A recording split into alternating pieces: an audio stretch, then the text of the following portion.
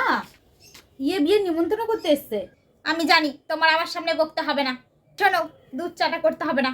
সকালবেলা আমি লাল চা করেছিলাম, ওটা ফ্রিজে রেখে দিয়েছি। ওটা বের করে একটু জল দিয়ে জাল করে দিয়ে দাও। যা, ওটা দিয়ে চা করে দাও। আর কোনো কথা নয়। আর হ্যাঁ, আমার ঘরে পাঠাবে না, আমার অত আত্মীয় কুটুম ভালো লাগে না।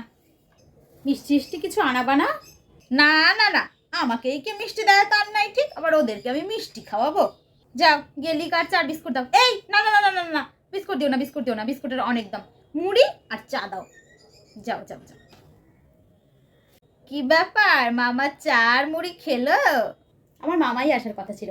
আসলে আপনার বড়দির বড় ছেলে পালিয়ে বিয়ে করেছে, তাই বৌভাতের জন্য নিমন্ত্রণ করতে এসেছিল।